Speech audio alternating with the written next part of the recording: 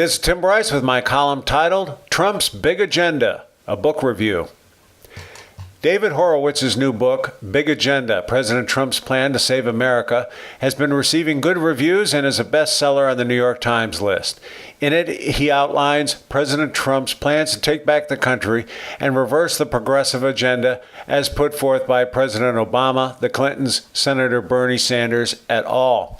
From the outset, Horowitz makes it clear the country is at war with itself, something many of us have long known, but others should study, particularly Republicans. The author begins by discussing the tactics of the left, which is ultimately based on the work of Saul Alinsky, the famed community organizer and mentor of Obama, Clinton, and many others. Alinsky's approach is less about frontal warfare and more designed to undermine the status quo by capturing the minds of the masses.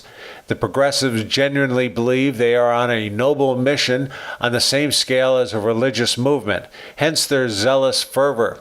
They believe they know what is best for America and will not be deterred. Consequently, no lie or wrongdoing is too great as long as the end justifies the means. The left portrays Republicans as unfit to lead the country. This comes from the Alinsky playbook, whereby the best way to undermine your opposition is to vilify them. Calling people racist or any other deplorable moniker is an attempt to make them social outcasts and enemies of the state. In reality, progressives are the real party of hate as they try to prohibit free thinking and free speech using bullying tactics.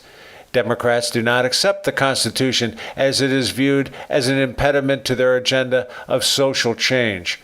For example, they do not want a Supreme Court to interpret the Constitution, but implement social justice instead. This was obvious during the presidential debates and recent Judge Gorsuch confirmation hearings. Their Achilles heel is their sense of morality. For example, they do not believe in the rule of law as it pertains to illegal immigrants. The left is aided by the media and academia, which is overwhelmingly Democrat and influencing the masses, particularly our youth.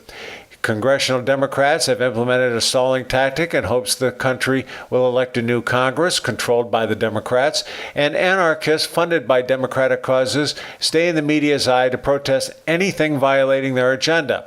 Such chaos could very well backfire on them come time for next year's midterm elections as independent voters grow weary of the left's whining.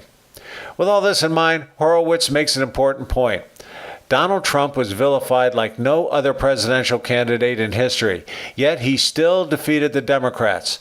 This shocked the Republicans as much as it did the Democrats. For example, Mr. Trump was the first nominee who had the audacity to stand up to Hillary Clinton, a woman no less, and called her a liar and crook during the debate. Republicans let out a gasp of disbelief, as this had never been done before, even by Mitt Romney, who had the chance to call out Barack Obama during the 2012 debates, but failed to do so. Trump's outspokenness resonated with Americans who were tired of business as usual in Washington. It also provided an important lesson. The Democrats must be put on the defensive. The Republicans need to learn how to be tough, a strong lesson Trump gave to a bewildered set of GOP presidential candidates. He taught us it is time to be strong and fight back. Towards the end of the book, Horowitz finally gets around to describing his vision of Trump's battle plan, particularly in the first 100 days of his administration. Interestingly, most of the items listed have been addressed by the president. There are some points that were not implemented but will likely be considered shortly, such as relocating America's embassy in Israel to Jerusalem, infrastructure spending, and attacking the past indiscretions of the IRS. But there is still considerable time remaining to do so. Horowitz also stresses the importance of offering a new deal to Black America in the inner cities, who have suffered for decades under the rule of the Democrats. If Trump can improve education, clean up crime, and create jobs for the inner cities, this will be welcomed by Black Americans, an important voting bloc for the Democrats. This is why the mayors of Democrat-controlled cities are fighting Trump over such things as sanctuary cities and school voucher programs.